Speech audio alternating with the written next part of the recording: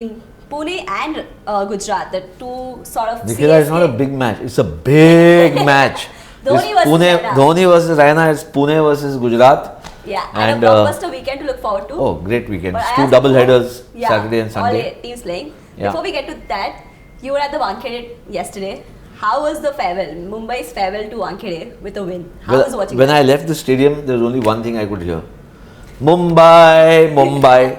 I mean, look, jokes apart, it was a terrific win. And unfortunately for the Mumbai City fans, they won't be seeing their team in action for the remainder of the IPL. But yesterday's performance was a reminder to everybody, not just the fans, but to all the other teams, their opponents, that this is actually the defending champions. Let's not forget that, And Kieran Pollard coming out of his slumber, so to speak, and hitting the ball like only he can. Yeah. When he's in this kind of a mood, it's very difficult to imagine anybody can hit the ball further, longer, higher, more powerfully. Not even Chris Gayle, I would imagine, or Andre Russell, or Morris, Chris Morris the other night. So I think it just became all too easy after Pollard found his rhythm. So otherwise it seemed like KKR might really push Mumbai to the limit. Because 170 plus, as we discussed this yesterday, it wasn't a small total, but we had also discussed that anything less than 170 would be very tough for any team, either team to defend. And I think Gautam Gambhir made that point that they were perhaps about 15-20 runs shorter. But I think you have to give credit to the batsmen. And the Mumbai batting, Rohit, Ambati Raidu again, and of course Kieran Pollard, the icing on the cake. Yeah. So as before, we've discussed so much of the batting and the bowling and all that. The fielding yesterday, I'm pretty sure Jonty Rhodes was disappointed with how Mumbai fielded. McLanigan dropping a catch in the second over. Jonty Rhodes would have had existential problems yesterday, seeing the way 2 catches of successive balls. Yeah, Tim Southee, same. But to be, Southee is a very good fielder for a guy. Fast bowlers are not generally great fielders. There are, but generally they are not considered to be great fielders. This guy is a tall, strapping young man and not easy to bend down and run. But he's one of those guys who is actually a very good fielder. Yeah. And he dropped 2 catches. So either his mind was somewhere, his concentration may have just lapsed for that couple of minutes, or he was losing the ball. It can happen. The Skyers, they always look easy from beyond 75 yards when you're at the ground, and even easier when you're watching it on 20-inch screen. So either of those things could have been possible, but no excuses. You drop 2 catches like that. Everybody in the dugout looks at the fielding coach, and the fielding coach doesn't know where the hell to look. So he hopes that something would kind of. He was burying his head in his hands. He did not want to see the replay of that. Poor Jonty Rhodes. But look, overall, I think Mumbai's fielding was very good. It has been throughout this tournament. So hopefully this was only an aberration. And not on the other hand, Kolkata had some great catches that they pulled off. Surya Kumar Yadav, Yusuf Pathan, and obviously the great catch by Kolkata Kolkata and Gujarat were the 2 best performing teams till yesterday, and Gujarat still is in terms of points and the power packed performances they've got in batting and bowling. So yes, KKR losing is a blow to them, but they haven't really fared well always at the Wankhede. This is the home advantage, winning the toss. I think I must mention here that even yesterday at the ground, the dew factor played a big role. Not easy at all to bowl in the second innings, and that really becomes a bit of an issue in my opinion. So what is the remedy? Maybe the matches need to start at 7 instead of 8. Instead of 8, because otherwise it's just kind of the skew is too pronounced. Yeah. If you're winning the toss, then you're virtually you get such a big advantage. That it's not fair. And the toss in a tournament which is 1 month long is not necessarily going 50-50. It can happen 75-85. You lose 75 or you win 75% of the times.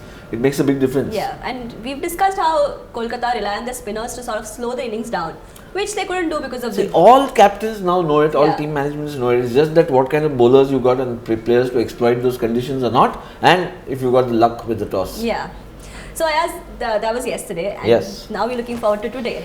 Dhoni versus Raina. Sort of CSK division. Home advantage for Pune. Home advantage for Pune. Cricket Association. And look, they've had a kind of a double whammy. They've lost Kevin Peterson, then suddenly out of the blue they've lost Faf du Plessis, who's with a fractured finger.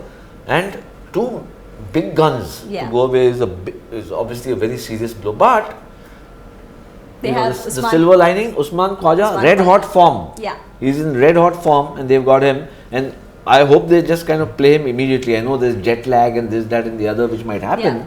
But I think they need somebody.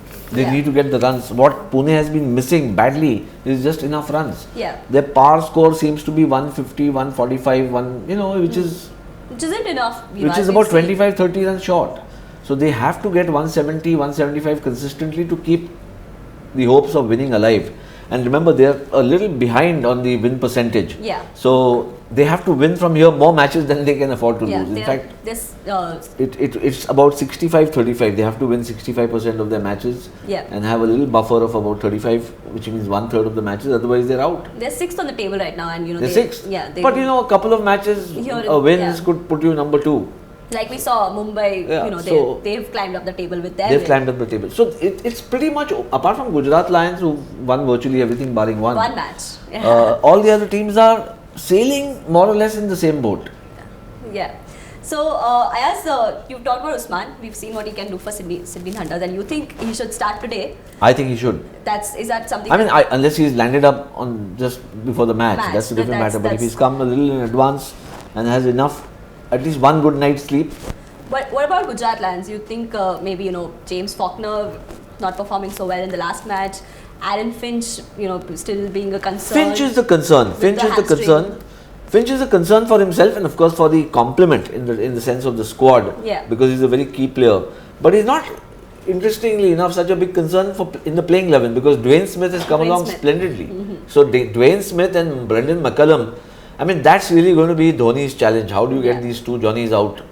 These two guys who've been blasting bowlers left, right and centre, get them out quickly enough, preferably in the first 6 overs. If that happens, then Gujarat Lions will be put to the test. So as we're getting some questions on Facebook and Twitter, as we go live. So questions about Parthiv Patel. Should he be dropped or should he be demoted? Considering maybe he didn't do well yesterday, so... Yeah, but you can't be flip-flop. I think, so what happens is yesterday he didn't make runs. But they have Martin Guptill in the stands. But they can only play 4 foreigners. They can't play Guptill unless they drop Southee or McLanigan or Kieran Pollard. Pollard, I think, is untouchable now. Or Josh Butler. So what do you do? So Guptill unfortunately is in a situation where unless somebody really fails badly, a Josh Butler fails very badly, then you push some other batsman in. And what about his wicket keeping? Do you think maybe Butler should be doing that instead of Parthiv Patel? Considering, we saw him muff up a few chances, one stumping, one run out here and there that could have helped the team.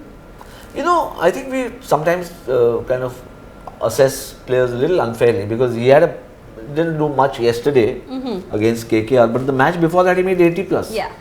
And everybody was raving over Parthiv. So I think somewhere there, and if you keep, as I keep saying, if you keep winning, why would you just want to change the team? Yeah. For what? That's the next question. So should Dhoni change his team? Like, do you think he needs to make any changes to his team? I mentioned Usman Khwaja coming in for Faf du Plessis, so that's obviously one change that I can see. But I don't know whether, I think he will definitely play Mitch Marsh, I think he'll be more convinced about, he's been talking about getting those all-rounders who can pick up wickets at Mitch crucial Marsh junctures. Just seem to be one. Correct. And I think the happiest situation for him is that Ashwin bowled well in the last match, bowled his full quota, picked up a wicket or 2.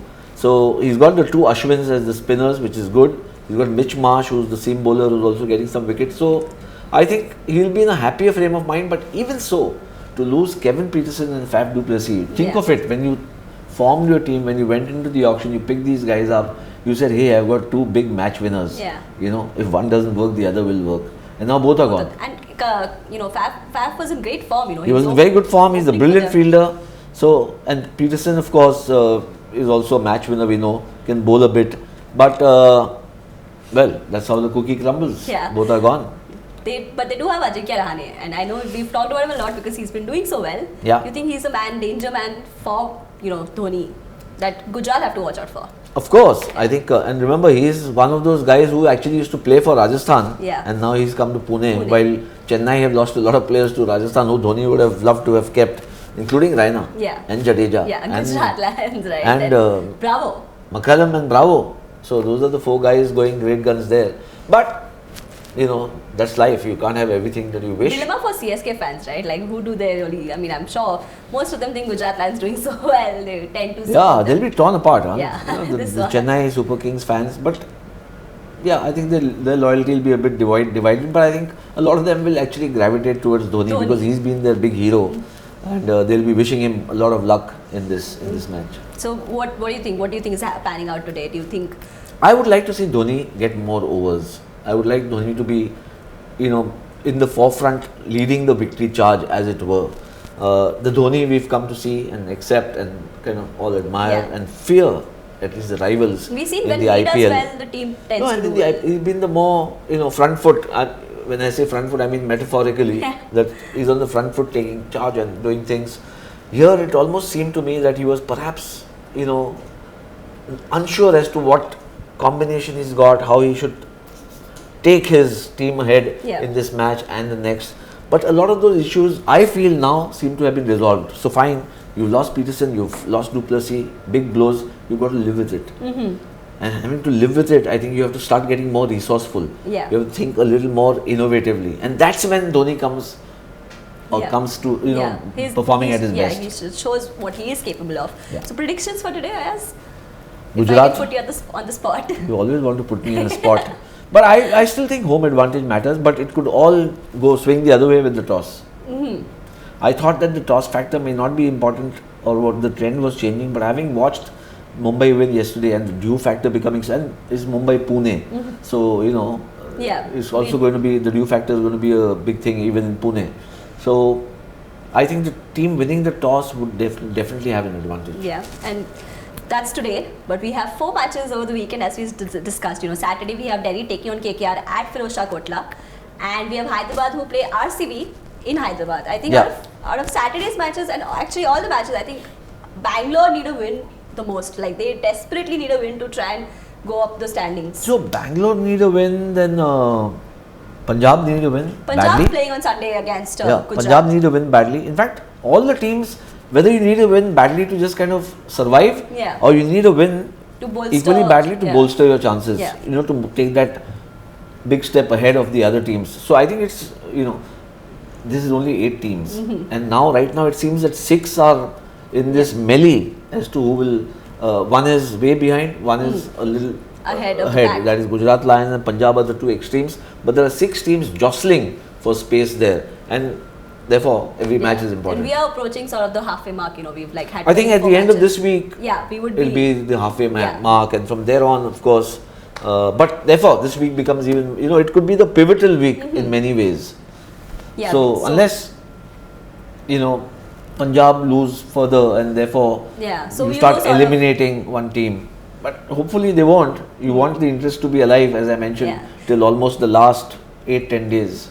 So the 4 matches, I'll just mention them: Delhi versus KKR and Hyderabad versus Bangalore. And on Sunday we have Gujarat playing Punjab in Rajkot, and finally Pune playing Mumbai, which is like the last match in Maharashtra. That's the Maharashtra Blue Ribbon match in Pune. The Maharashtra derby. It's the last match in Maharashtra. You're right. True. Yes. So out of all those matches, which one just stands out for you? You think that this is the one that will be interesting. Give us a close match. Pune versus Mumbai will be a big match. Revenge. Mumbai will want revenge. Go and beat them on their home turf, because remember the first match Pune beat Mumbai. So that's a big match, and Mumbai are looking in very good form. So Pune better watch out. But as I mentioned, Punjab need a kind of go ahead. There have been some stories going around that David Miller might lose his captaincy. So I don't know whether it's going to happen this weekend, if at all. And if Murli Vijay then becomes the captain, then whether the fortunes change or not, but the approach will change, because captaincy is all about personalities. So interesting weekend in many ways, because Mumbai versus Pune, Punjab, we don't know what is happening, and as you mentioned, Bangalore. RCB, Bangalore, they really need a. Chris Gayle is back for them, so that's. Chris Gayle is back. In fact, I saw a video of him and them dancing. Dancing. I don't know where. I mean, I wish we could show it to you. But we have it on Firstpost. So you have it on Firstpost. Yeah. Okay. You must give a kind of a link there with Chris Gayle and Virat Kohli dancing and Shane Watson singing. थोड़ा सा बेसुरा था, but there Chris Gayle, of course, obviously celebrating the birth of his child, because he kept doing daughter. Daughter's called Blush. Blush. He is not a man that. Chris Gayle fan. So that's the big match. I saw you commented on their footwork. Who do you think was the better dancer? I said footwork. Whose footwork is better? So we said we should ask the opposing bowlers. Yeah. You know, whose footwork is better? So is it Kohli? Is it Kohli? The only guy I didn't see in that video was De Villiers. De Villiers, his wife performed with Watson. Oh. At the same event, okay. And he was, I think, sitting with their kid and being a proud viewer. Babysitting. Yeah. And it's interesting because AB de Villiers is the one who's actually recorded a song, He's recorded the song in South Africa, and he chose to take a back seat. He's a multi-talented, multifaceted guy. Is there anything he can't do? that's what he sings, he rides, he motorcycle, he bats, he plays golf, he plays hockey. He plays so many sports. He started off his Whiz kid as a student. My God. So AB de Villiers the man to watch out for then on Saturday? Always. Always. I mean, Virat Kohli is the flavor of this year so far. But AB de Villiers in this format, in fact in limited overs cricket and test cricket also, he's been absolutely fantastic. If you look at the last 5 years, there is no question as to who's been the best batsman in the world. Yeah. As of now, currently you might say it's Virat Kohli, or for a series or two, Steve Smith or somebody like that. But if you take a 5-year horizon, AB is the man. As we're talking about Kohli and ABD, we have a question popping up. How does one stop Virat Kohli? Sanya is asking on Facebook. So I remembered a great line. This was about a bowler, Imran Khan, and he kind of bamboozled India in 1982-83 when they won the series, Pakistan. And somebody asked Sunil Gavaskar, who was the Indian captain, how do you stop Imran Khan? He says it's very easy. You put the side screen between him and the batsman. So if you want to stop Virat Kohli, the bowlers have no choice. They have to put the side screen and bowl at the side screen, not at his back. Yeah, and he's leading the orange cap. Oh, he's been fantastic.